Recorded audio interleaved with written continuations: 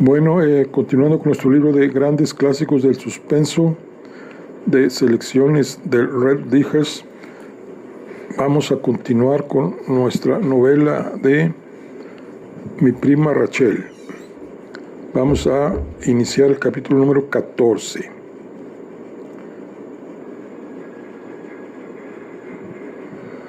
Al día siguiente, cuando me reuní con mi prima Rachel en el jardín, la encontré tan alegre y despreocupada como si jamás hubiera surgido la más leve desavenencia entre nosotros. Si alguna diferencia había en su talante, es que parecía más dulce y más tierna. Me provocaba menos que sus donaires, y a cada paso solicitaba mi opinión sobre el plantío de los arbustos. Haz lo que te parezca, le dije al fin. Di a los jardineros que poden los setos, que talen los árboles. Yo no tengo sentido de la línea, pero mi deseo es que el resultado sea de tu gusto. Todo esto te pertenece y algún día te pertenecerá a tus hijos. No me hables a mí de niños. Estoy completamente resuelto a permanecer soltero. ¿Has pensado alguna vez en lo que te pierdes? Tengo la vehemente sospecha de que las ventajas de la dicha conyugal no son del todo como la pintan. Si lo que el hombre busca es calor y bienestar, bien puede hallarlo en su propia casa. Con gran sorpresa mía, Rachel se echó a reír de tal modo por lo que yo había dicho que Tamblyn y los jardineros que trabajaban al fondo del plantío levantaron la cabeza para mirarnos. Algún día, cuando te hayas enamorado, te recordaré tus palabras. Hallar entre unos muros de piedra el calor y el bienestar, y a los 24 años, vamos, Philip. Llegó el mes de octubre, ameno y apacible, y en las 3 primeras semanas apenas sí llovió, de suerte que Tamblyn y sus ayudantes, bajo la vigilancia de mi prima Rachel, pudieron adelantar considerablemente los trabajos de la plantación. Nos arreglamos también para visitar uno tras otro a todos los arrendatarios de la finca, lo que fue motivo de gran satisfacción, como yo había supuesto.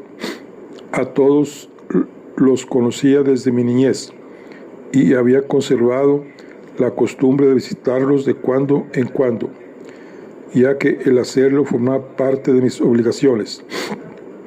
Esto, sin embargo, era una novedad para la prima Rachel, que en Italia se había educado para una vida muy diferente.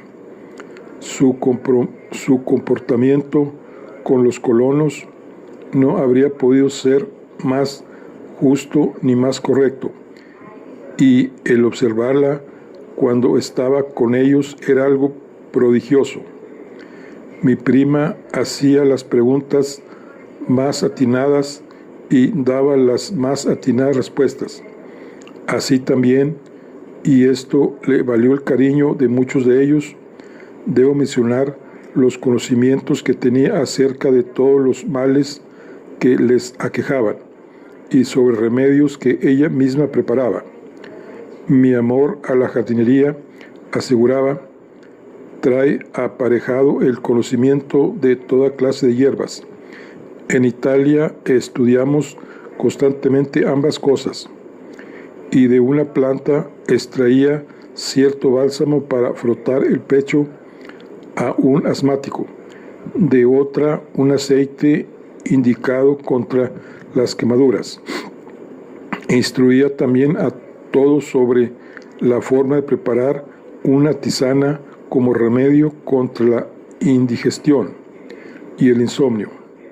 A veces los habitantes de la comarca venían a visitarla por las tardes, como yo le había prevenido.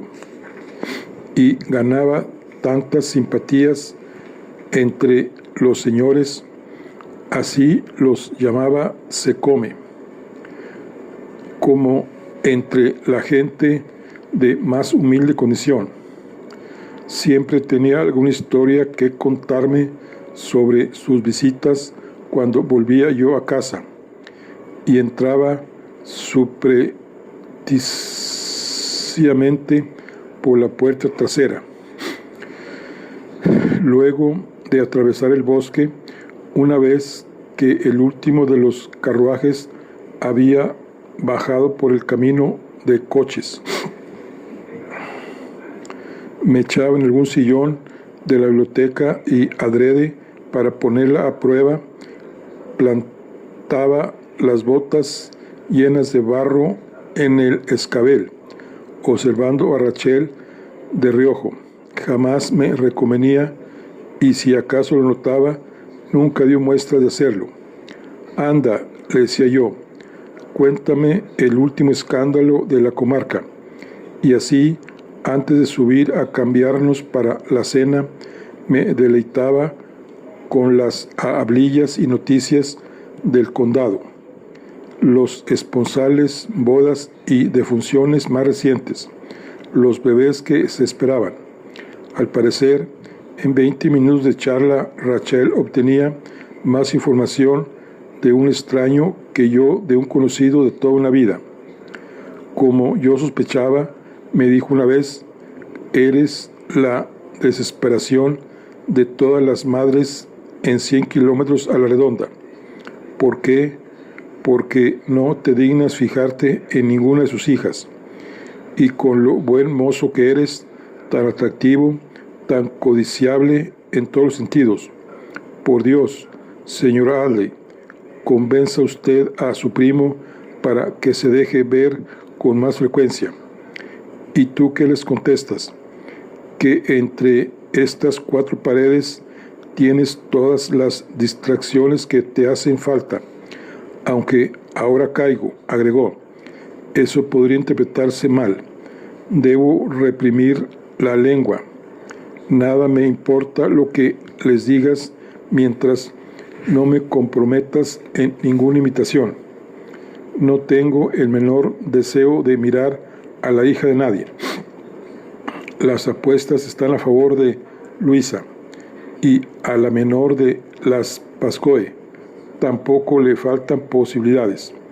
Dios mío, exclamé, Belinda Pascoe, lo mismo me daría casarme con Katy Searle, la lavandera.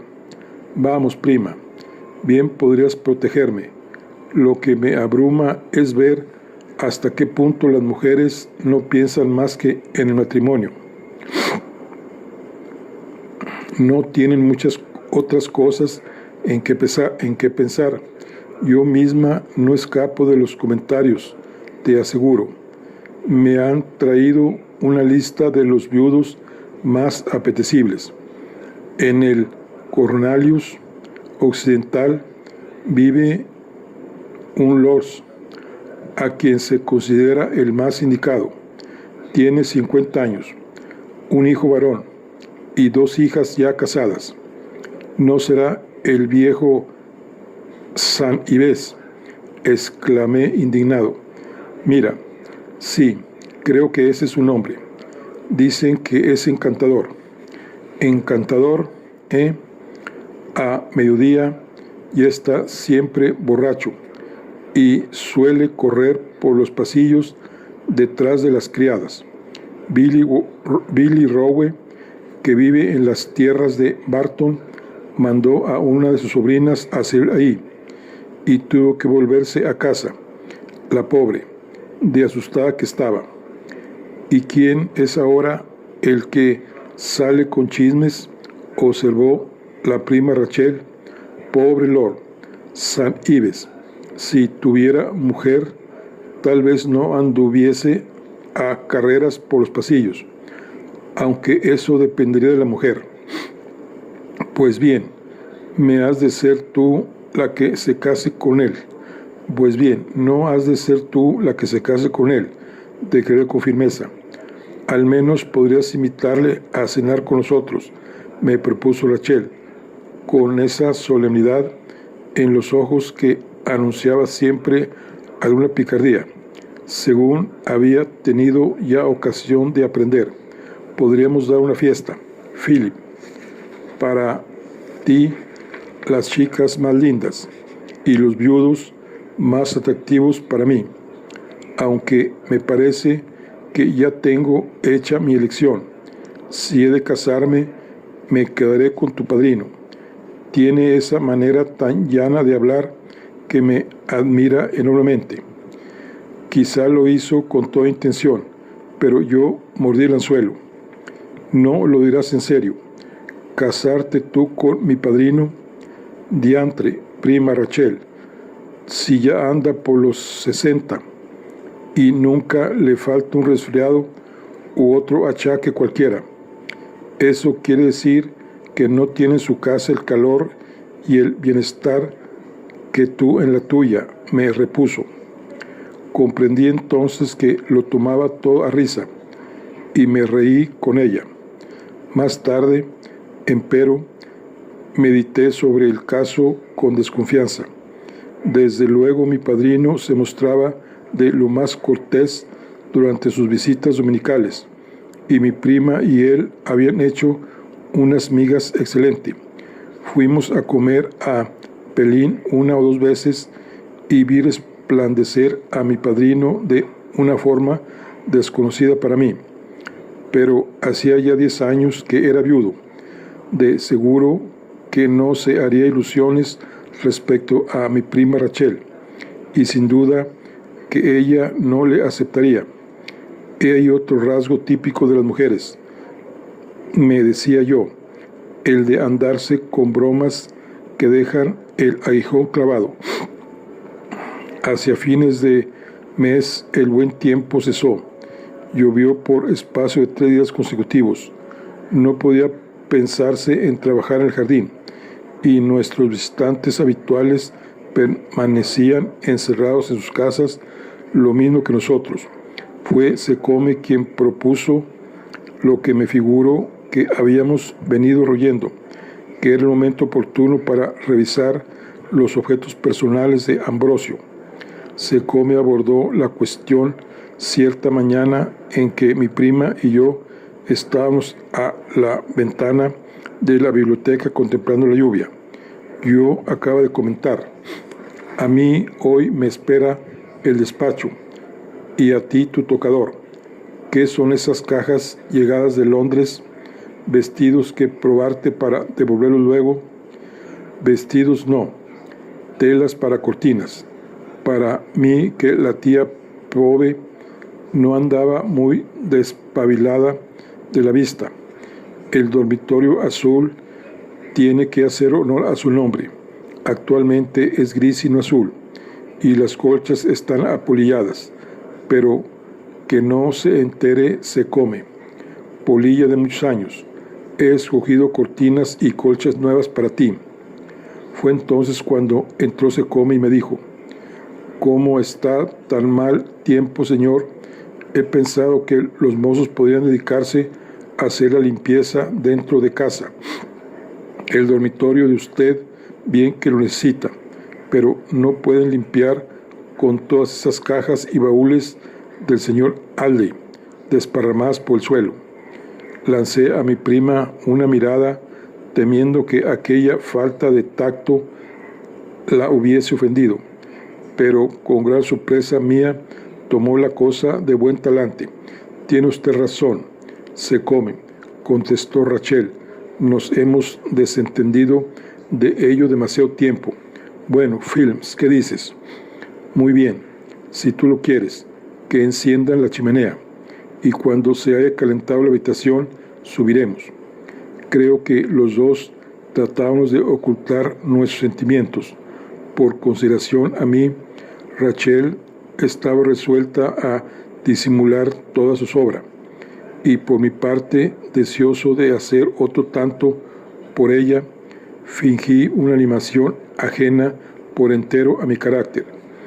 El fuego que no se había encendido desde el invierno pasado ardía con falso crepitar. Ya estaban listas las cajas para ser abiertas, y sobre una de ellas veíase la manta de viaje que también recordaba yo, de color azul oscuro con el monograma amarillo. Me asaltó de pronto el recuerdo de habérsela echado a Ambrosio sobre las rodillas, aquel día postrero en que se marchaba. La prima Rachel rompió el silencio. Anda, ¿te parece que abramos primero el baúl de ropa?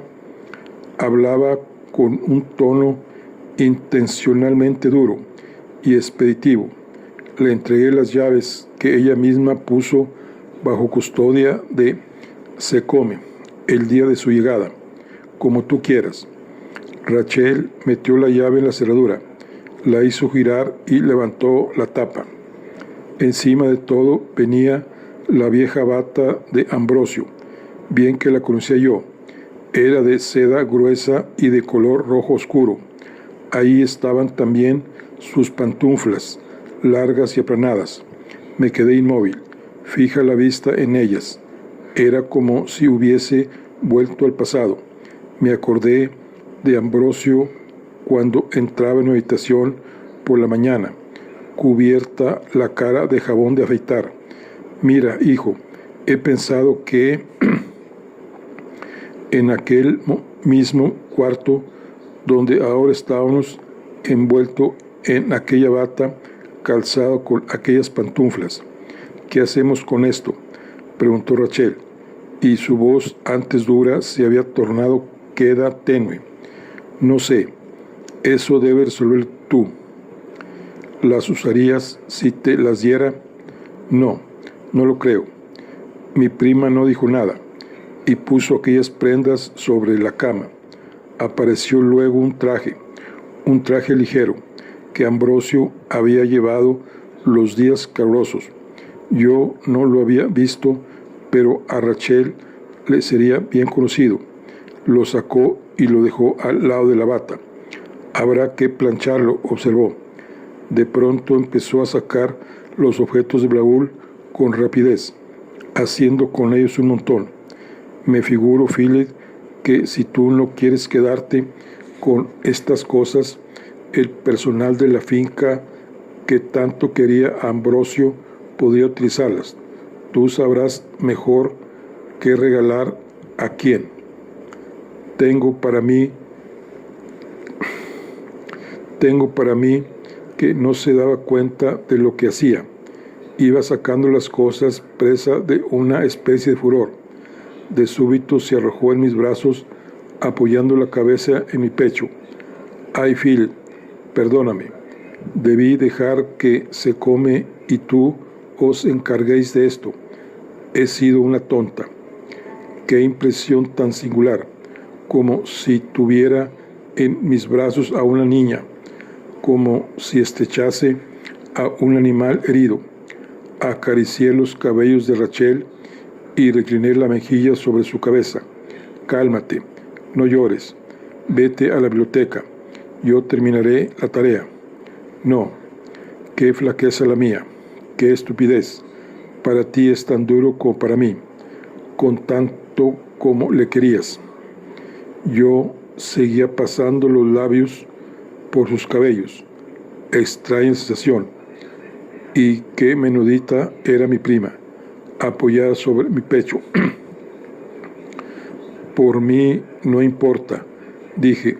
Un hombre bien puede hacer estas cosas. Para una mujer no es fácil. Deja esto de mi cuenta. Rachel, anda para abajo. Rachel se limpió los ojos. No, ya no me volverá a suceder. Las cajas con los libros se apilaban más cerca del fuego.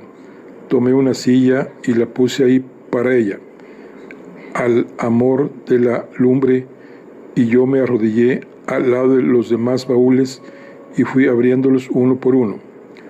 Abrigaba la esperanza de que hubiese caído ella en que por primera vez no la había llamado prima, sino Rachel. Cómo había sucedido, no lo sé.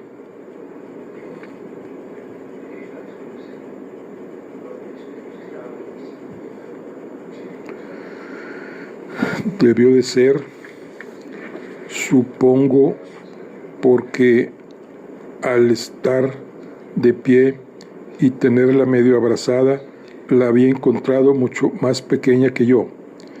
Los libros carecían del toque personal que tenían las prendas de vestir. Eran obras favoritas bien conocidas para mí y que Ambrosio llevaba siempre en sus viajes. Rachel me las regaló para que las conservase a mi cabecera. Ahí estaban también los gemelos de Ambrosio, sus botones, su reloj, su pluma. Rachel insistió en regalarme todo aquello y yo lo acepté con gusto. Rachel descubrió un volumen de proyectos gráficos para el trazado y plantación de jardines.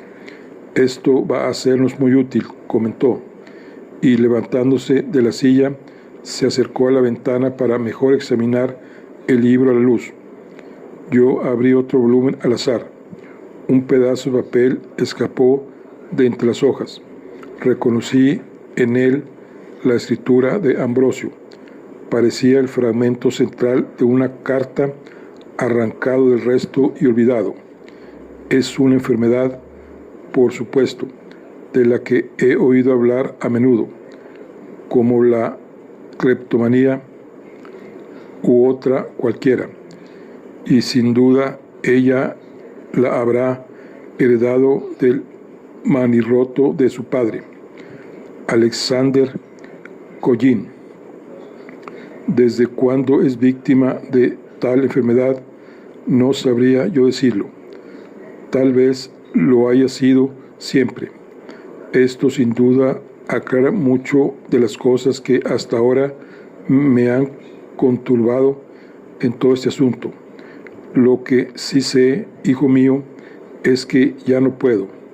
No, ya no me atrevo a dejar que ella disponga de mi dinero, o quedaré en la ruina, y la finca se verá afectada. Es imprescindible que ponga a Kendall sobre aviso. Si por cualquier circunstancia la frase quedaba interrumpida, no terminaba. El trozo de papel no traía fecha alguna.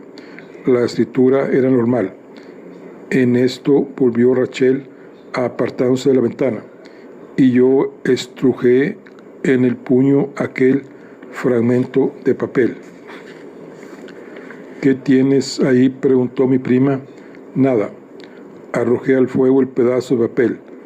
Rachel miró cómo ardía y distinguió la escritura que ondulaba y temblaba entre las llamas. Esa letra es de Ambrosio. ¿Qué era? ¿Una carta?, me preguntó. No era más que una anotación que había hecho en un pedazo de papel. Sentí que me ardía la cara a la luz de la chimenea. Luego tomé otro libro del baúl. Mi prima hizo otro tanto y continuamos arreglando los libros, juntos los dos, uno al lado del otro, pero el silencio se había interpuesto entre nosotros.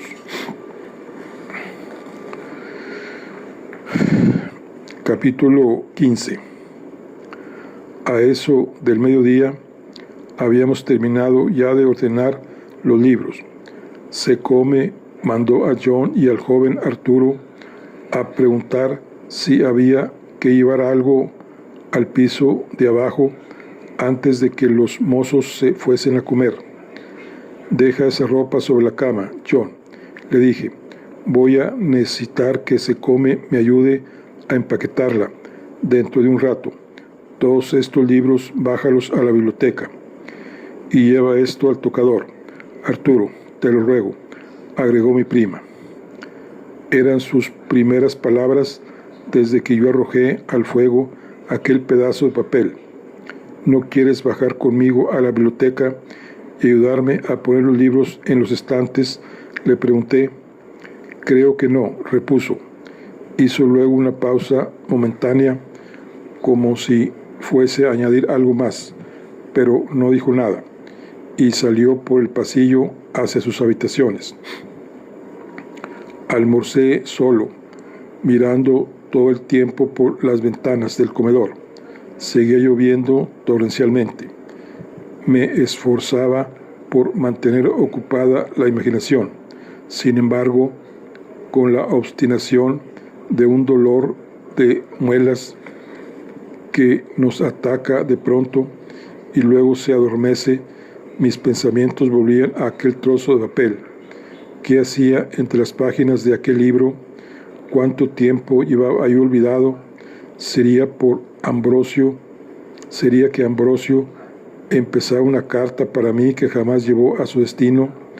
¿No existirían otros papeles sueltos, fragmentos de la misma carta que por algún motivo durmiesen todavía entre las páginas de cualquier libro?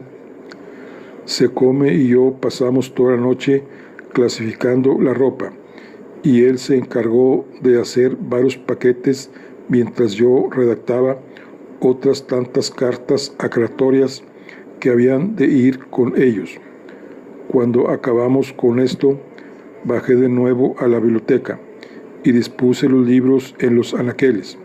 Automáticamente fui sacudiendo las páginas de cada volumen antes de colocarlos en el estante, no sin la sensación de estar obrando furtivamente, como quien se siente culpable de algún delito mezquino, una enfermedad, por supuesto, como la cleptomanía u otra cualquiera, que había querido dar a entender Ambrosio.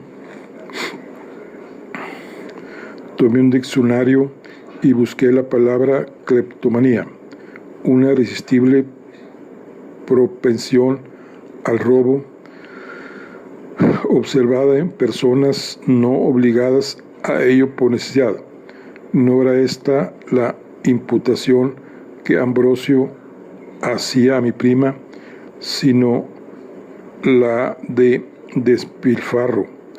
¿Cómo iba a ser el despilfarro una enfermedad? Subí luego a vestirme, y cuando volví a bajar, la cena ya estaba en la mesa. La prima Rachel y yo ocupamos en silencio nuestros sitios respectivos. Secome, según vieja costumbre, terciaba en nuestra conversación siempre que deseaba decir algo, y esa noche, cuando nos faltaba poco para terminar, preguntó a mi prima Rachel: ¿enseñó usted ya las telas nuevas al señor Adley, señora? No, Secome, todavía no he tenido ocasión, pero si le interesa verlas, podré enseñárselas después de la cena. ¿Telas? Inquirí con extrañeza. ¿Qué telas son esas? ¿No te acuerdas? Ya te dije que había encargado unas telas para la alcoba azul. Secome ya las ha visto y le han gustado mucho. Ah, sí, ya recuerdo. Nunca había visto nada parecido, señor, contestó Secome. Con seguridad que ninguna mansión de la comarca tiene telas que puedan compararse con estas. Pero es que son tejidos importados de Italia, Secome, replicó la prima Rachel. No se encuentran más que en una sola tienda de Londres. ¿Te gustaría ver las telas, Philip, o no te interesa? Me dirigió esta pregunta entre esperanzada e intranquila, como si quisiera conocer mi opinión, pero temiese que la cosa me fastidiara. No sé por qué sería, pero me sentía enloquecer. Pues sí, me gustaría verlas. Nos levantamos de la mesa y nos dirigimos a la biblioteca. Secome salió detrás de nosotros, y pasados unos momentos, entre John y él bajaron las telas. Secome tenía razón. Era imposible que en Cornalies existiesen telas como aquellas. Yo no las había visto iguales en parte alguna. Eran ricos brocados y gruesos tejidos de seda, telas de las que solo se ven en los museos. Esto sí que es calidad, señor, observó Secombe. Hablaba con voz queda, como si estuviera en la iglesia. Entre azul, este azul me gustaría para el dosel de la cama, dijo mi prima, y este otro azul más oscuro con dorados para las cortinas. Para la colcha había pensado en esta guata. ¿Qué opinas tú, Phillips? Rachel, alzados,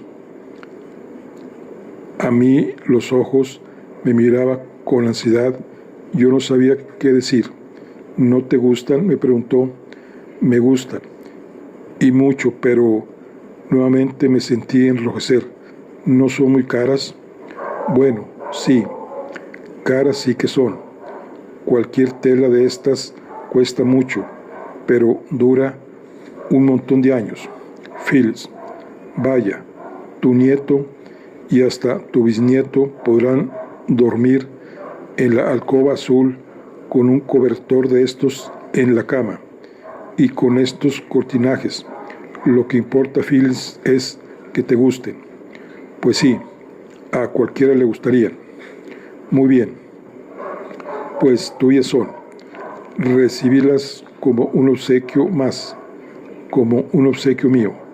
Súbalas usted, se come. Mañana escribiré a la tienda de Londres que nos quedamos con ellas. No está bien que me hagas un obsequio semejante, objeté yo con embarazo.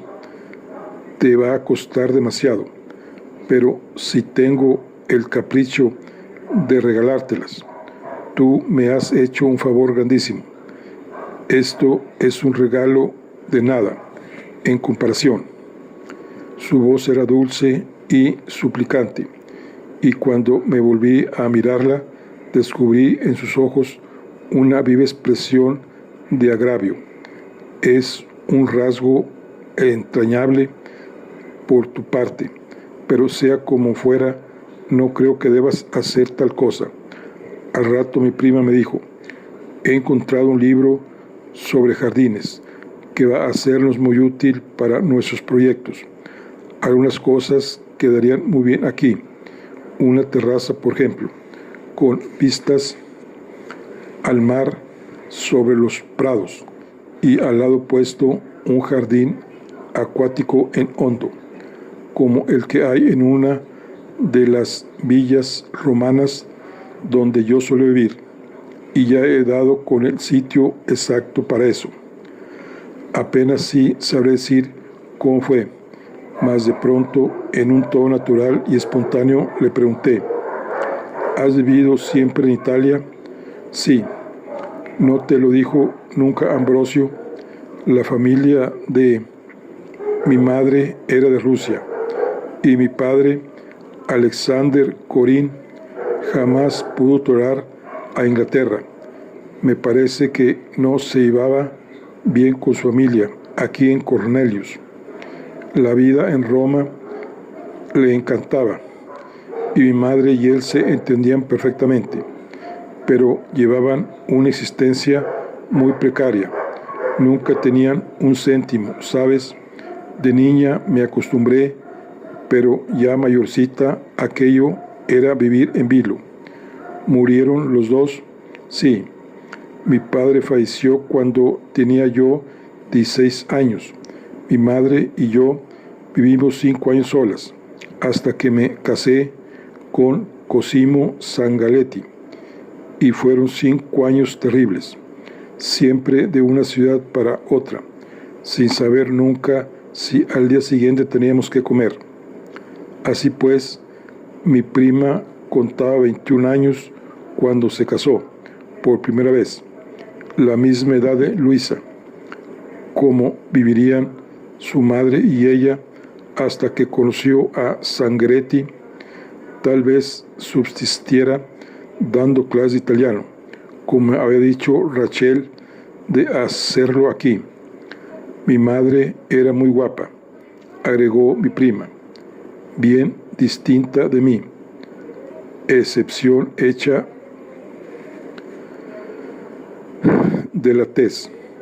Era alta, maciza, casi, y como muchas mujeres de su tipo, se afió de repente, perdió la línea, se volvió desaliñada. Yo me alegraba de que mi padre no viviese para verlo, para ver tantas cosas que tuvo que hacer mi madre, y yo con ella, por cierto. ¿Era tu madre mucho mayor que tú, Cosimo? Pues no. ¿Era tu marido mucho mayor que tú, Cosimo? Pues no. Un año apenas, o algo así. Le presentaron a mi madre en Florencia. Ella siempre había tenido ganas de conocer a los Sangalletti. Cosimo tardó cerca de un año en decidirse a elegir entre mi madre y yo. Entre tanto, mi madre perdió su hermosura y con ella perdió a Cosimo. Pobrecita, pues aquella ganga que yo quise aprovechar resultó una carga para mí. Rachel suspiró y arregló el almohadón en que se apoyaba la cabeza. En fin, todo esto me parece ya muy lejano. La jovencita que soportó aquella época era otra persona. Por nada del mundo quisiera volver a ser joven, pero será que pienso en ello con prevención. Hablas como si tuvieras 99 años. En tanto que mujer, poco me faltan. Tengo 35. Me miró y sonrió, y luego inopinadamente inquirió: ¿qué decías en realidad ese papel que arrojaste al fuego esta mañana? Lo repentino del ataque me cogió desprevenido. La miré a mi vez y tragué saliva con esfuerzo. Apresuradamente decidí que una verdad a medias era preferible a una mentira, aunque sentía que el rubor me abrazaba la cara. Arrostré su mirada. Era un fragmento arrancado como de una carta, repuse. Una carta que Ambrosio debió de intentar escribirme, supongo, y en la que sencillamente se mostraba intranquilo por los gastos.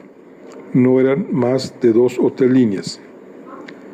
Noté con asombro, que también con alivio, que los ojos de mi prima, que me observaban atentamente, se despejaban. Y eso era todo. Estaba tan preocupada. No acertaba a comprender. Gracias a Dios, me dije, que aceptara mi explicación. Pobre Ambrosio. Lo que él juzgaba mis despilfarros era para él constante motivo de zozobra. Pero en el fondo, y por Dios que no puedo contárselo, le dolía la vida que yo me había visto obligado a llevar antes de conocerle, las tremendas deudas que tenía yo contraídas. Ambrosio las saldó por completo. Me tranquilicé, mi desazón se había desvanecido. Había tenido éxito con mi verdad a medias, y Rachel me hablaba ahora sin ansiedad. Ambrosio se mostró de lo más celoso durante los primeros meses.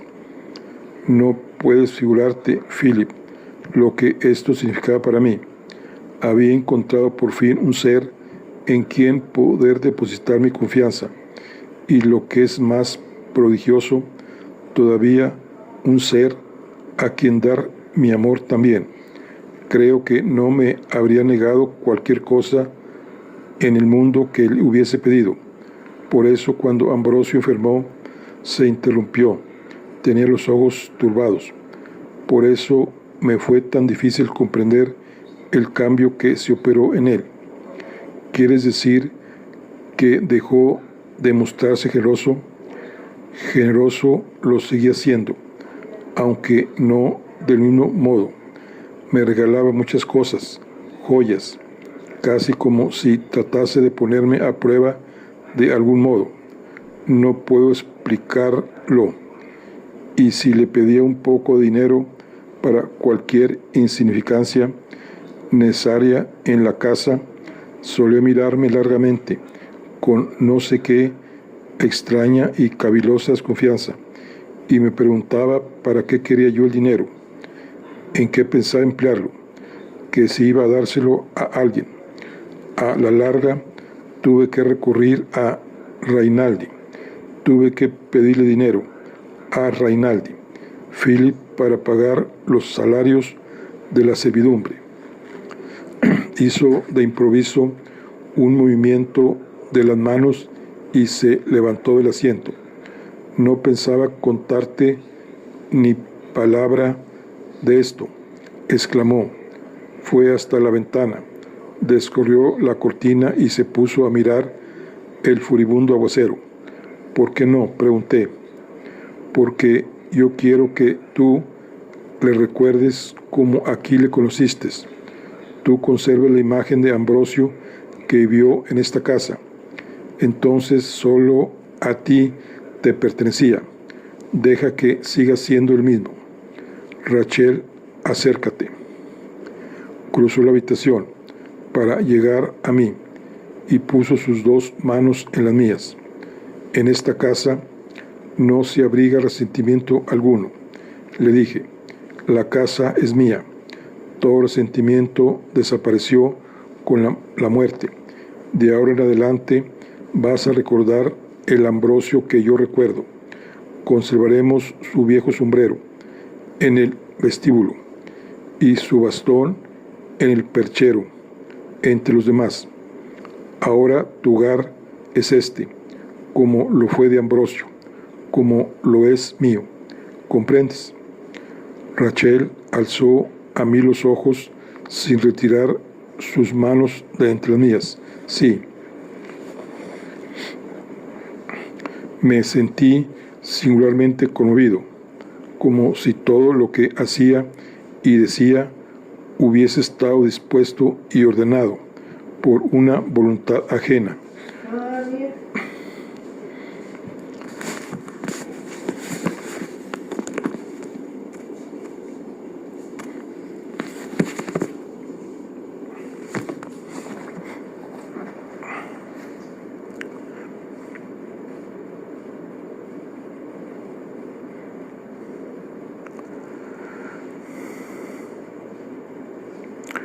Al mismo tiempo que una voz queda, muelle, me susurraba en alguna oscura célula de mi ser.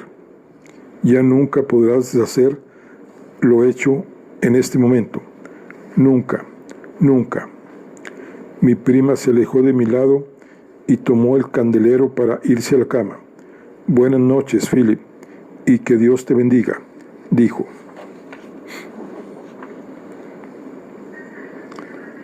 Quizás algún día llegues a disfrutar de la dicha que yo una vez disfruté. La oí subir. Me senté y estuve un tanto contemplando el fuego. Los celos que yo creía enterrados y en el olvido se habían apoderado de mí otra vez. Pero ahora tenía celos no de Rachel, sino de Ambrosio, a quien hasta entonces había querido más que a nadie en el mundo entero.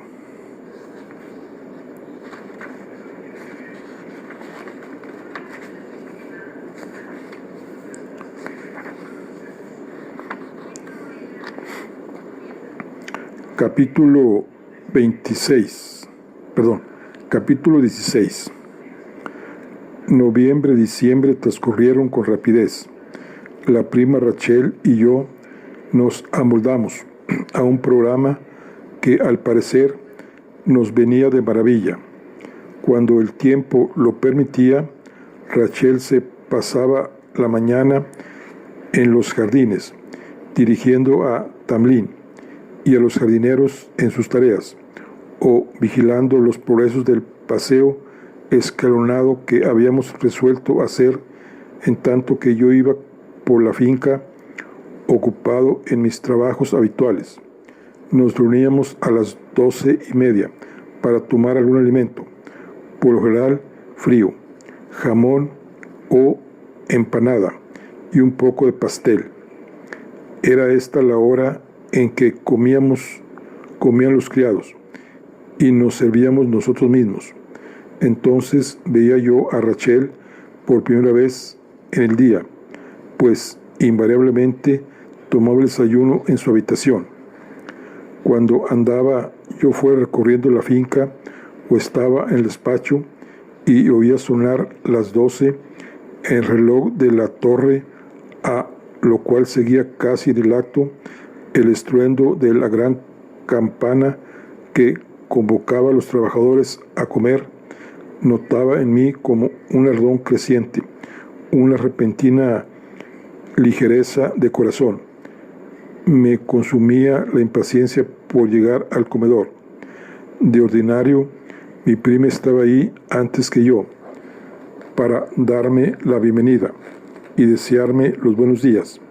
Con frecuencia, Rachel colocaba un ramito al lado de mi cubierto, a manera de ofrenda, ramito que yo me ponía en el ojal, o bien había dispuesto algún nuevo tonificante para que yo lo probase.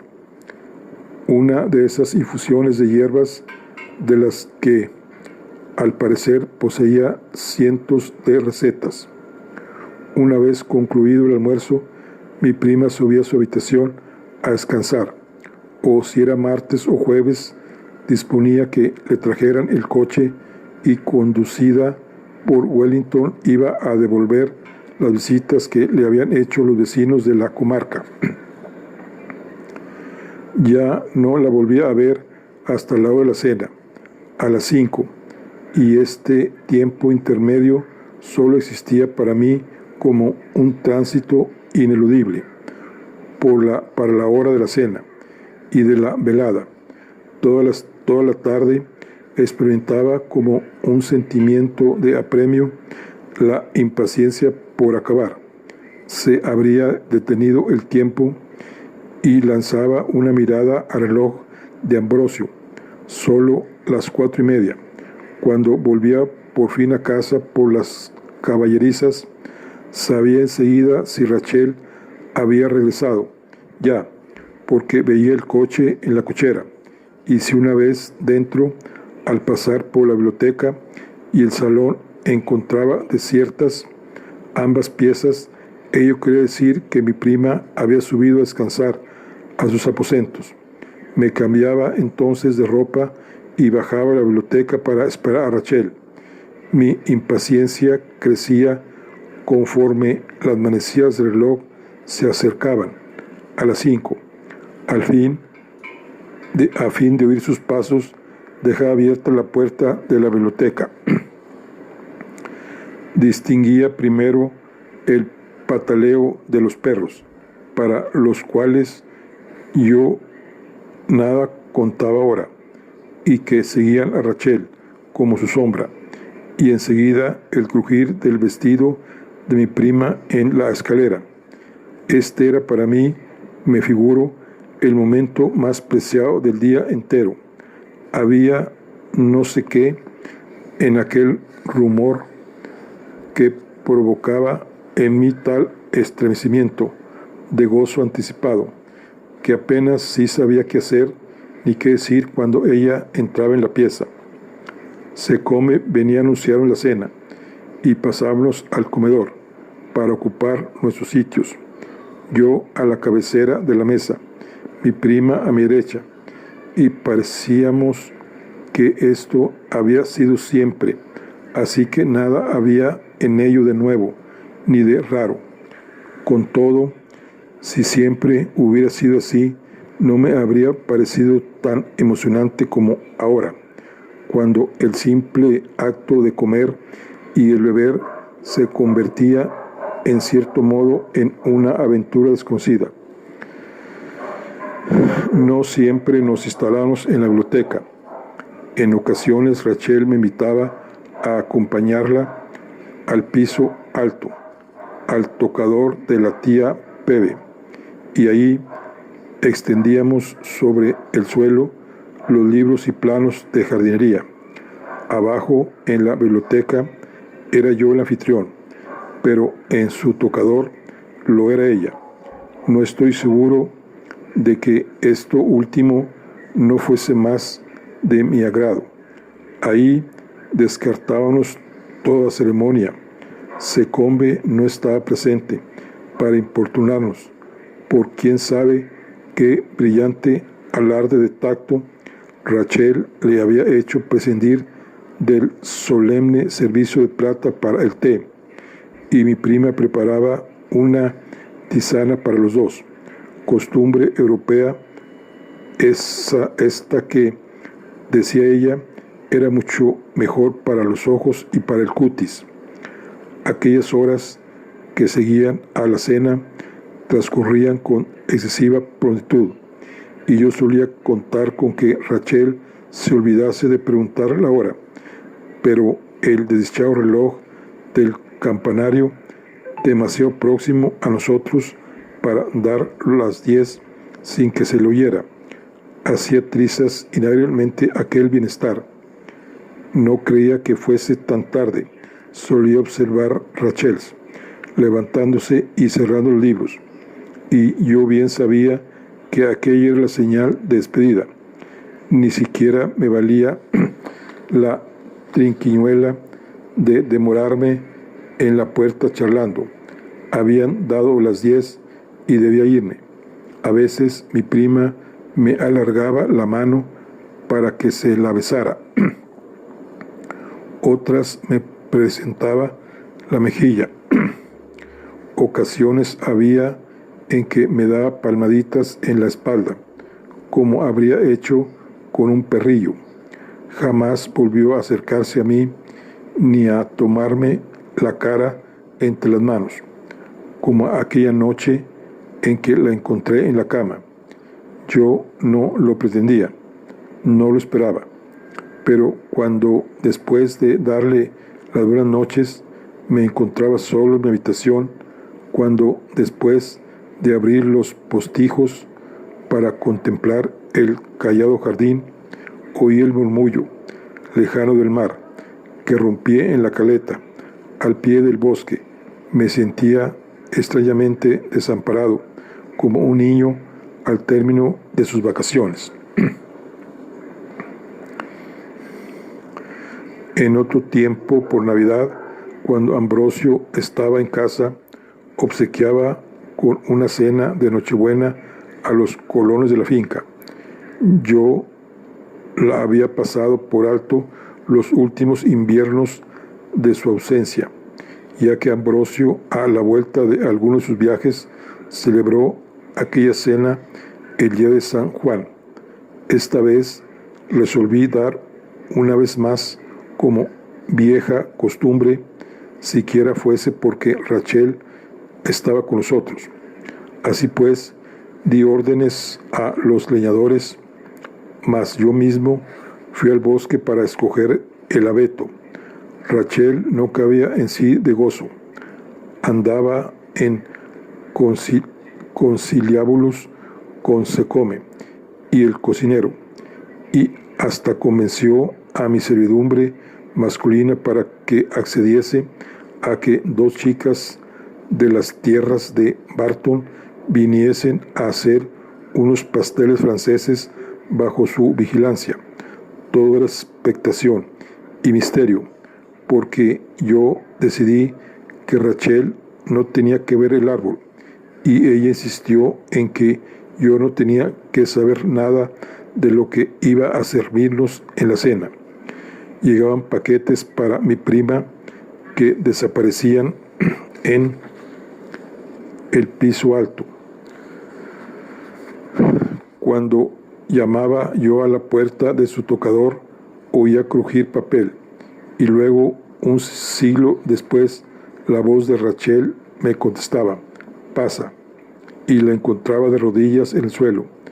brillantes los ojos, encendidas las mejillas. Había echado una capa sobre varios objetos esparcidos por la alfombra y me probé a mirar. Una cosa me tenía desazonado. ¿Qué podría regalar yo a Rachel? Estuve todo un día en Truro, husmeando en las librerías en busca de un libro sobre jardines, pero llegué a la conclusión de que los libros sobre jardines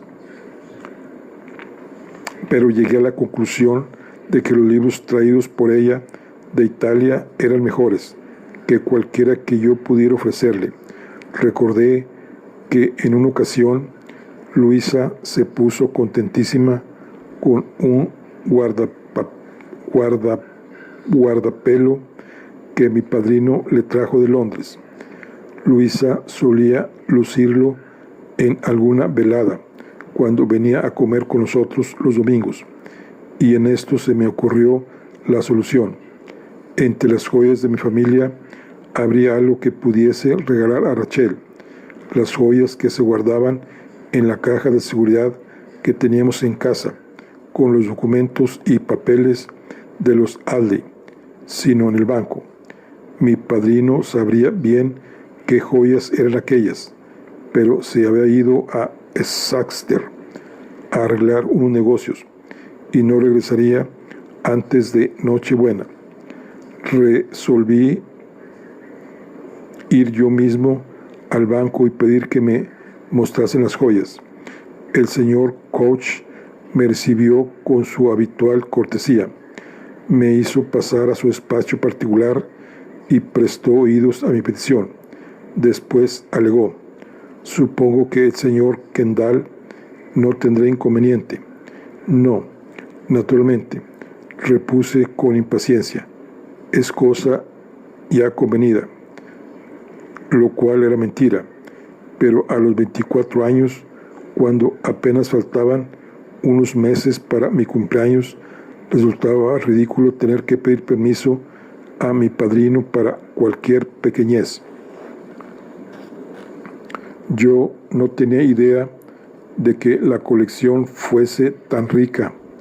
Había sortijas, brazaletes, zarcillos, alfileres y muchas piezas hacían juego, como una diadema de rubíes y unos pendientes de rubíes también, que iban con ella, y una pulsera de zafiro con anillo y collar.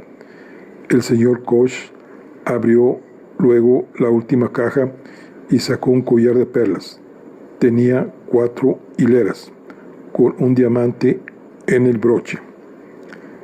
Esta me gusta. Es la mejor alhaja de la colección. Recuerdo que Ambrosio me la enseñó una vez siendo yo niño. Eso es cuestión de opiniones, replicó el señor Koch. Yo daría mayor valor a los rubíes, pero el collar de perlas era muy estimado por la familia.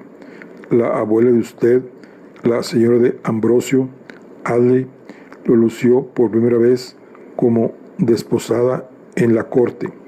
Más tarde, la tía de usted, la esposa de Philip, consiguió que se lo diera a ella cuando su tío heredó las propiedades.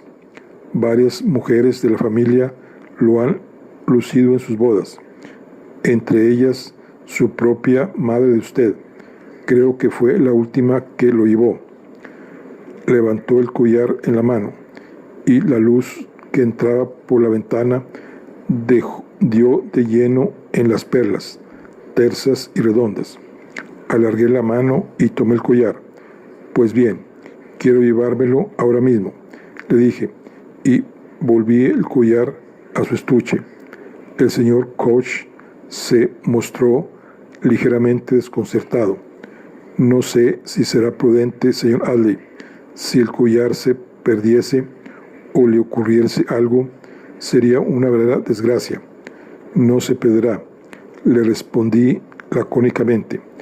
El señor Koch no parecía muy contento, de suerte que me apresuré a salir antes de que echara mano de algún argumento más poderoso.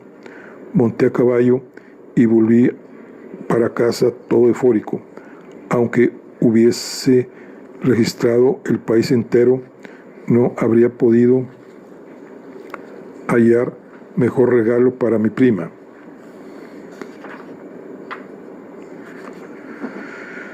Y el saber que la última mujer que lució el collar fue mi madre constituiría un vínculo entre nosotros. Se lo diré a Rachel. Ya podía esperar la Nochebuena con los mejores ánimos. El ágape debía comenzar a las 5. Los Kendall y los Pascoe serían los únicos invitados, de los de coche, según la expresión.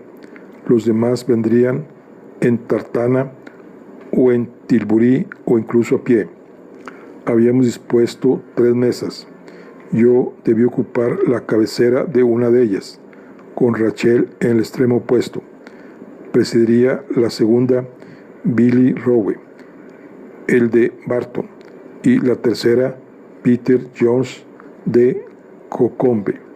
Según la costumbre, los invitados se congregaban en la larga sala que caía encima de la cochera y debían estar sentados a la mesa poco después de las 5. Cuando todos ocupaban sus sitios, aparecíamos nosotros. Terminando el yantar, Ambrosio y yo solíamos distribuir entre los presentes los regalos dispuestos en el árbol. Para los varones, dinero invariablemente. Para las mujeres, mantones nuevos y cestos con viandas para todos. Los obsequios jamás variaban. Esta Navidad, sin embargo, había rogado a Rachel que los distribuyera ella conmigo. Antes de cambiarme para la cena, había enviado el collar de perlas al dormitorio de Rachel. Lo había dejado en su estuche, pero puse en él un billete que decía: mi madre fue la última en llevarlas. Desde ahora te pertenecen. Te ruego que las luces esta noche y siempre, Philip. Antes de las 5 menos cuarto, ya había yo tomado un baño, me había vestido y estaba listo. Descendí a la planta baja y me puse a esperar en el salón. Estaba como azorado, pues jamás en mi vida había hecho regalo alguno a una mujer. Rachel llegaba después. El crujir familiar de su vestido se acercaba. La puerta estaba abierta. Rachel entró. Ya la tenía frente a mí. Vestía de negro riguroso, como yo esperaba, pero aquel traje no se lo había visto nunca. Amplio, de mucho vuelo, iba ajustado solo al busto y a la cintura, y la tela tenía un brillo especial, como si la luz se concentrara todo en ella. Mi prima ostentaba los hombros desnudos. Se había hecho un peinado más alto que el habitual, de moño recogido en lazos y hacia atrás, dejando descubierto las orejas. El collar de perlas le ceñía la garganta, única joya que adornaba su persona. Lucía blanco y suave sobre su tez. Nunca la había visto ni tan radiante ni tan dichosa. Estaba hermosísima. Rachel permaneció inmóvil unos momentos mirándome finalmente. Luego me tendió ambas manos. Philip. Me acerqué a ella. Rachel me echó los brazos al cuello y me estrechó contra sí. Asomaban lágrimas a sus ojos, pero esa noche no me importaba. Me puso las manos en la nuca y me acarició el pelo. Y luego me besó, pero no como otras veces. Y estrechándola entre mis brazos, pensaba para mí: no fue por la nostalgia de su casa, ni por ningún mormo de la sangre, ni tampoco de fiebre cerebral, por lo que Ambrosio murió. Fue por esto. También yo la besé. El reloj dio las 5 en el campanario. Rachel nada me dijo, ni yo a ella. Me dio la mano, bajamos juntos por los oscuros pasadizos de la cocina. Juntos cruzamos el patio y así llegamos a la vasta sala encima de la cochera, que tenía todas las ventanas alegremente iluminadas.